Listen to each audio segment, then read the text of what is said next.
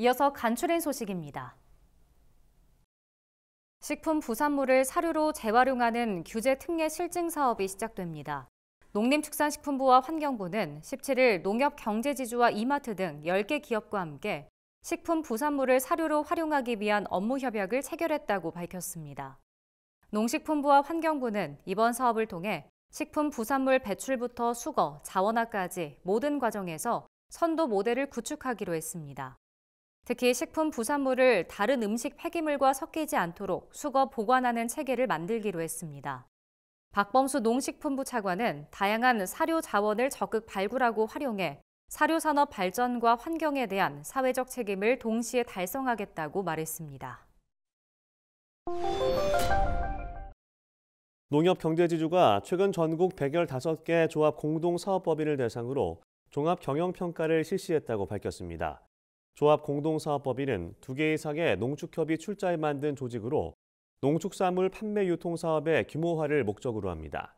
농협은 이번 평가에서 농식품부 장관상에 당원 한우조합 공동사업법인을 선정했으며 농협중앙회장상에 김천시 농협조공법인, 예천군 농협쌀조공법인, 기린원당 농협두부조공법인 등 총 16개소를 선정해 시상했습니다. 농협은 해당 법인에 표창과 무이자 자금 지원 등의 혜택을 제공할 예정입니다. 박서홍 농협경제지주 농업경제대표는 앞으로도 조공법인이 농축산물 유통의 핵심 주체로 자리매김할 수 있도록 다양한 지원 방안을 강구하겠다고 말했습니다.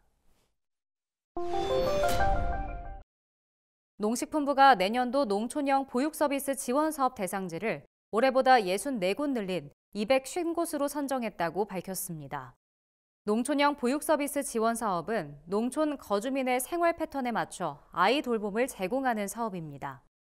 구체적으로 소규모 어린이집 운영을 지원하는 사업과 농촌의 놀이 차량을 방문하는 사업, 농사가 바쁜 시기에 주말 동안 보육을 제공하는 농번기 돌봄 지원 사업이 있습니다.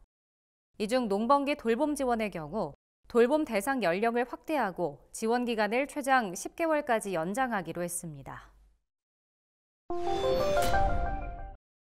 고병원성 AI 중앙사고수습본부는 18일 전북 부안군의 한 유경오리 농장에서 조류인플루엔자 항원이 검출됐다고 밝혔습니다. 해당 농가는 유경오리 3만 2천여 마리를 사육하는 곳으로 항원이 고병원성으로 확인되면 올 동절기 가금 농장으로선 12번째 사례가 됩니다. 중수본은 초동 대응팀을 투입해 출입 통제와 살처분, 역학조사 등의 방역 조치를 시행했습니다.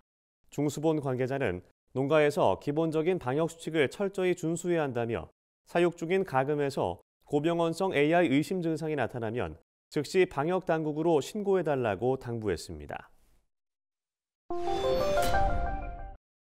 한국농어촌공사가 청년농의 영농 정착을 돕기 위해 24일까지 비축농지 임대형 스마트팜 사업 지원 대상자를 모집합니다.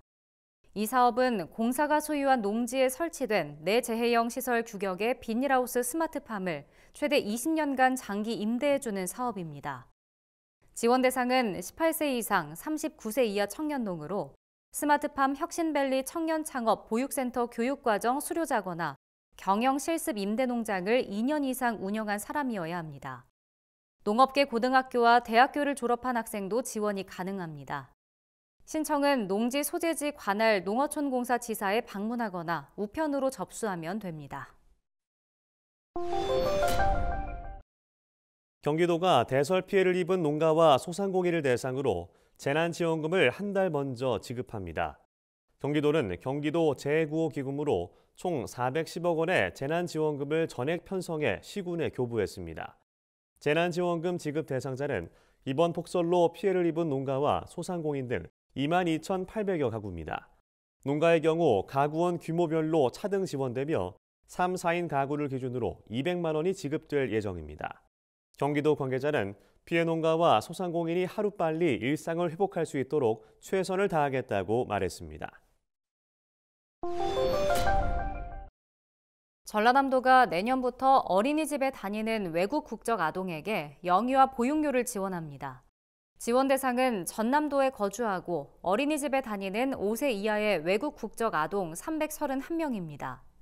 전남도는 일선 시군과 함께 약 4억 원의 예산을 편성해 매월 10만 원씩 지원할 방침입니다. 신청을 원하는 가정은 보육료 지원 신청서와 외국인 등록증 등 관련 서류를 어린이집에 제출하면 됩니다.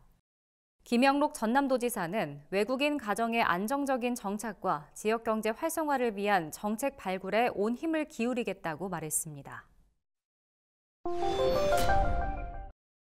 서울 은평구에 위치한 은평구립도서관 스마트리움에 수직형 스마트팜이 문을 열었습니다. 은평구 스마트팜은 인공광과 영양액 순환 시스템, 외부 제어 기능 시스템을 갖추고 있으며 새싹 인삼과 샐러드용 채소 등 다양한 작물을 재배할 수 있습니다. 또한 농업교육과 생산 작물을 활용한 인삼 초콜릿 만들기 등 다양한 체험 프로그램도 운영합니다. 김미경 은평구청장은 은평구 스마트팜에 많은 구민이 방문해 미래 농업을 체험해보길 바란다고 말했습니다.